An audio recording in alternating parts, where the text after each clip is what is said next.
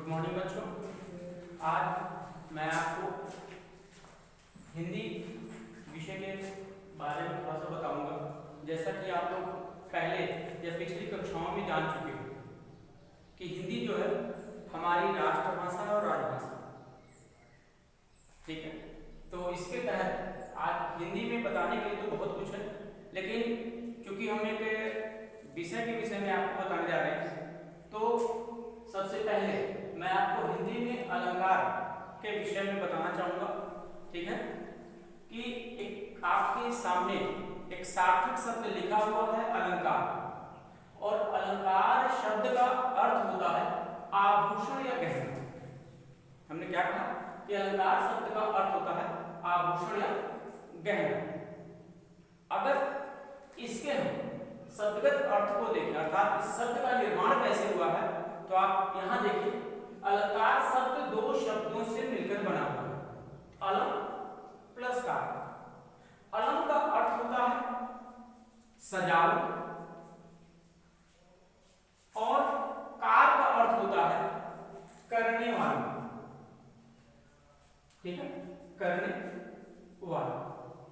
इस प्रकार से अलंकार शब्द का अर्थ हुआ सजावट करने वाला। अलंकार शब्द का अर्थ हो गया सजावट करने वाला। अब मन में प्रश्न आता है कि किसका या किसको सजाने वाला या किसका सजावट करने वाला। तो जैसा कि हम जानते हैं यहाँ पे आप गौर करें, यह आभूषण या गहना है। आभूषण और गहने का प्रयोग हम लोग अपने शारीरिक सुंदरता को बढ़ाने के लिए करते हैं। ठीक उसी प्रकार से काव्य की शोभा बढ़ाने वाले तत्वों को ही अलंकार कहते हैं। किसे कहते हैं? अलंकार काव्य की शोभा बढ़ाने वाले तत्वों या उपकरणों को ही अलंकार कहते हैं। या दूसरी परिभाषा हम कह सकते हैं कविता कामनी की सुंदरता को बढ़ाने वाले उपकरणों को ही अलंकार कहते हैं। अलंकार जैसा कि मैंने बताया आपको, मैं पुनः बताना चाहूंगा कि अलंकार शब्द दो शब्द से मिलकर बना है, अलम प्लस कार। अलम का अर्थ हो सजावट और कार का अर्थ हो करने। इस प्रकार से अलंकार शब्द का शाब्दिक अर्थ हुआ सजावट करने वाला, ठीक है।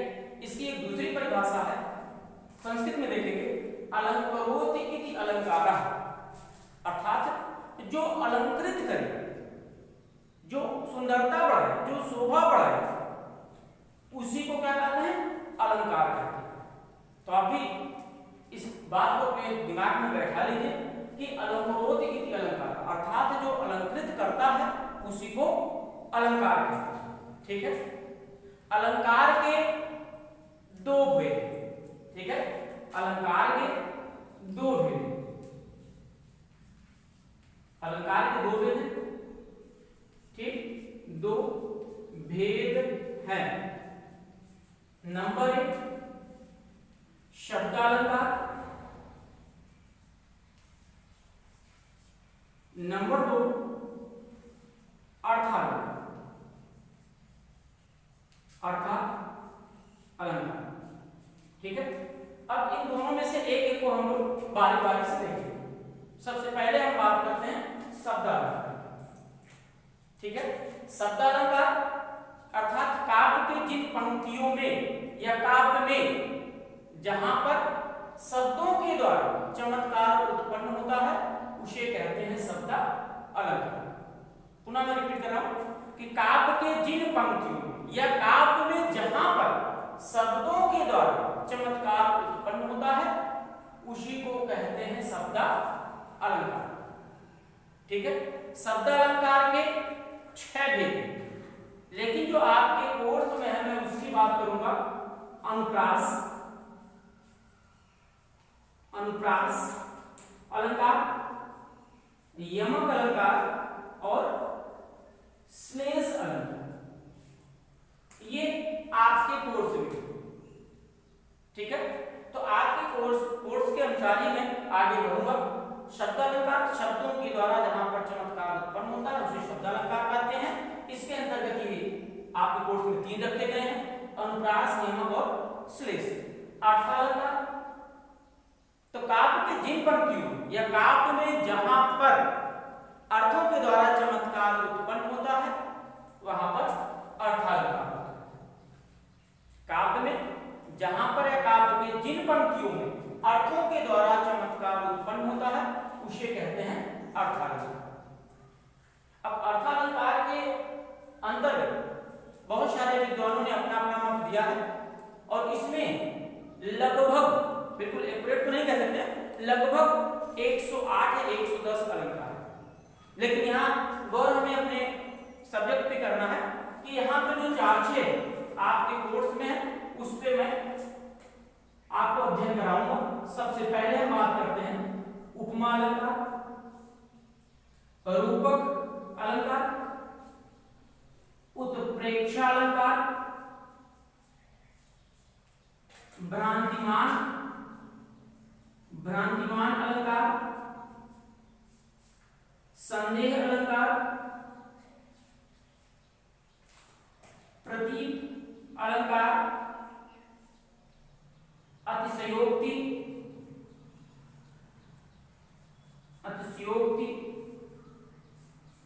अलंकार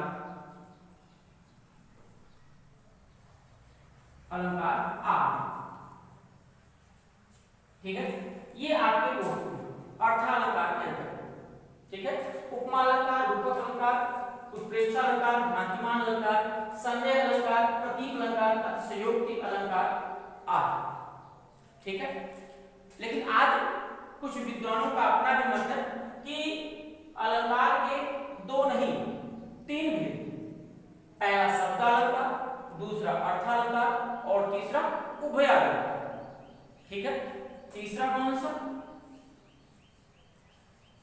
उभयालंकार। ठीक है, उभयालंकार।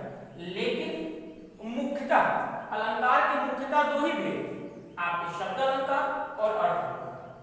लेकिन आप इसके विषय में भी जानते रहिए कि उभयालंकार काव्य के जिन पंक्तियों में अर्थात काव्य में जहां पर शब्दों के द्वारा तथा अर्थों के द्वारा चमत्कार उत्पन्न होता है, ठीक है, उसे उभया अलंकार भी कहते हैं। लेकिन आपके कोर्स में शब्दालंकार और अर्थालंकार। क्लियर? तो इसको आप गौर करेंगे, समझेंगे। जो बात नहीं समझ में आएगी आप अपने ग्रुप में कमेंट करके हमको अवगत कराएंगे कि सर ये बात समझ में नहीं आई है, पुनः हम उसको आपको समझाने का प्रयास करेंगे। ठीक है, आगे हम चलते हैं। फर्स्ट अनुप्रास अलंकार। ठीक है, इसमें सबसे पहले हम चर्चा करते हैं अनुप्रास अलंकार। ये पहला आपका शब्द अलंकार के अंतर्गत अनुप्रास अलंकार। इसको ध्यान से देखिए क्योंकि ये आपके बोर्ड परीक्षा में हमेशा पूछा जाता है। ठीक है, अनुप्रास अलंकार अर्थात काव्य के जिन पंक्तियों में एक ही वर्ण की आवृत्ति बार बार होती है। मैं रिपीट कर रहा हूं, काव्य के जिन पंक्तियों में या काव्य में जहां पर एक वर्ण की आवृत्ति बार बार होती है वहां पर अनुप्रास अलंकार होता है। अर्थात आप दूसरे शब्दों में कह सकते हैं कि वर्णों की आवृत्ति को ही अनुप्रास अलंकार कहते हैं। ठीक, एक बार पुनः रिपीट कर रहा हूं, अनुप्रास अलंकार काव्य के जिन पंक्तियों में अर्थात काव्य में जहां पर एक वर्ण एक से अधिक बार अर्थात कई बार आए अर्थात बार बार आए वहां पर अनुप्रास अलंकार होता है। ठीक है, वर्णों की